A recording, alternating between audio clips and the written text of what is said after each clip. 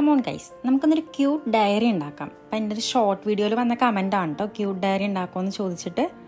എൻ്റെ കയ്യിൽ ഐവറി ഷീറ്റുള്ള ചെറിയൊരു അഹങ്കാരം, അതുകൊണ്ടാണ് കേട്ടോ ഞാൻ ഐവറി ഷീറ്റാണ് പേപ്പേഴ്സായിട്ട് യൂസ് ചെയ്തേക്കുന്നത്. നിങ്ങളുടെ കയ്യിൽ ഐവറി ഷീറ്റ് ഇല്ല എന്നാണെങ്കിൽ A4 യൂസ് ചെയ്യാം കേട്ടോ. അതല്ല സാധാ ബുക്കിൻ്റെ പേപ്പേഴ്സ് ആണെങ്കിലും യൂസ് ചെയ്യാം.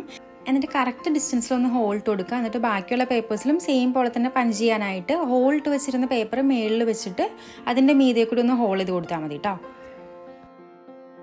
ഞാനിവിടെ 8 പേപ്പേഴ്സാണ് കേട്ടോ ഇതുപോലെ പഞ്ച് ചെയ്തെടുത്തേക്കുന്നത്. ഇനി നമുക്ക് കവർ പേജ് വേണം. കവർ പേജ് കുറച്ചുകൂടി കട്ടിക്ക് കിട്ടാൻ വേണ്ടിയിട്ട് ഞാൻ ചാർട്ട് പേപ്പർ 300 GSMൻ്റെ ചാർട്ട് പേപ്പറാണ് കേട്ടോ യൂസ് ചെയ്തേക്കുന്നത്. നിങ്ങൾക്ക് ഇനി അതില്ലാതാണെന്നുണ്ടെങ്കിൽ നിങ്ങൾക്ക് നോർമൽ ചാർട്ട് പേപ്പർ ആണെങ്കിൽ യൂസ് ചെയ്താൽ മതി. ഇനിയാണ് നമ്മുടെ മെയിൻ പരിപാടി തുടങ്ങുന്നത്. അപ്പോൾ ഞാൻ ബൈൻഡ് ചെയ്യാൻ പോവാണ്. ഞാൻ റിബൺ യൂസ് ചെയ്തിട്ടാണ് കേട്ടോ ബൈൻഡ് ചെയ്യുന്നത്. ഇത് ജാപ്പനീസ് ടെക്നിക്കാണ്. അപ്പോൾ റിബണിൻ്റെ ഒരു എൻഡ് എടുത്തിട്ടൊന്ന് സെല്ലോ ടേപ്പ് വെച്ചിട്ടൊന്ന് നന്നായിട്ടൊന്ന് ചുറ്റി കൊടുക്കുക. അത് നമുക്ക് ആ ഹോളിൽ കൂടി കറക്റ്റായിട്ട് കടക്കാൻ വേണ്ടിയിട്ടാണ് കേട്ടോ. ഇനി ഞാൻ എങ്ങനെയാണോ ചെയ്യുന്നത് അതുപോലെ തന്നെ നിങ്ങൾ നോക്കിയിട്ട് ചെയ്യുക. ഞാനിവിടെ മിണ്ടാണ്ടിരിക്കുക കേട്ടോ, കാരണം നിങ്ങൾക്ക് കുറച്ച് കോൺസെൻട്രേഷൻ വേണ്ട ഒരു സംഭവമാണ്.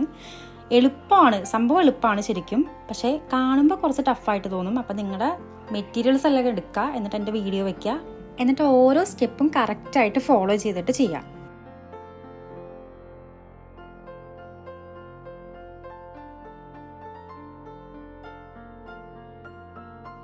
ഇനി നമ്മൾ ഓരോ സ്റ്റെപ്പ് ചെയ്യുമ്പോഴും ശ്രദ്ധിക്കേണ്ട ഒരേ ഒരു കാര്യം എന്ന് പറയുന്നത് റിബൺ മടങ്ങി പോവാതെ നോക്കുക കറക്റ്റായിട്ട്, എന്നാലും നീറ്റായിട്ട് കിട്ടുള്ളൂ. അത് മാത്രം ഒന്ന് ശ്രദ്ധിച്ചാൽ മതി കേട്ടോ. ബാക്കിയെല്ലാം ഞാൻ എങ്ങനെയാണോ ചെയ്യുന്നത് അത് ഫോളോ ചെയ്തിട്ട് ചെയ്യാം.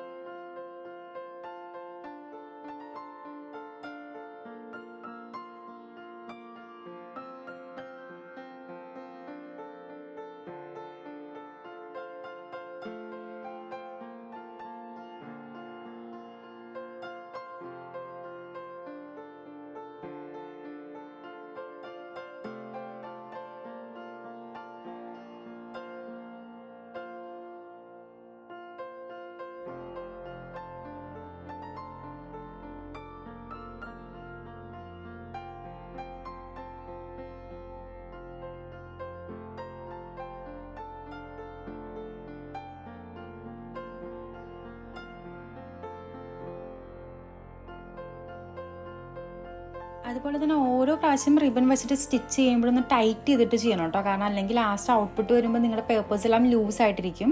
ഇനി അതല്ല A4 ഷീറ്റോ അല്ലെങ്കിൽ ബുക്കിൻ്റെ പേപ്പേഴ്സാണോ യൂസ് ചെയ്യണമെന്നുണ്ടെങ്കിൽ ടൈറ്റ് ചെയ്യുന്ന സമയത്തൊന്ന് ശ്രദ്ധിക്കണം, അല്ലെങ്കിൽ ചിലപ്പോൾ റിബൺ ആയതുകൊണ്ട് കീറി പോരാനുള്ള ചാൻസ് ഉണ്ട് കേട്ടോ. അപ്പോൾ ഒന്ന് ശ്രദ്ധിച്ചിട്ട് ചെയ്യാം.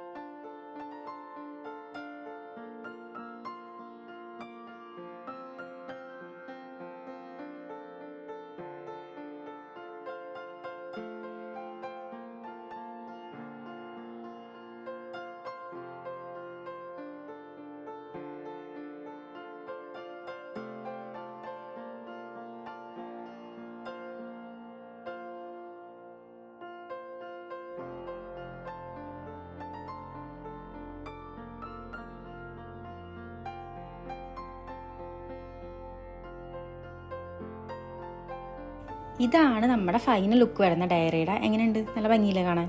അപ്പോൾ എന്തായാലും ക്യൂട്ട് എന്നൊക്കെ പറഞ്ഞിട്ട് ഇപ്പം മാറൊരു വിൻറ്റേജ് ലുക്കൊക്കെ ആയിട്ടുണ്ട്. കാരണം എൻ്റെ കയ്യിൽ ബ്രൗൺ കളർ റിബൺ മാത്രമേ ഉണ്ടായിരുന്നുള്ളൂ. അപ്പോൾ ഞാൻ അത് വെച്ചിട്ടാണ് ചെയ്തത്.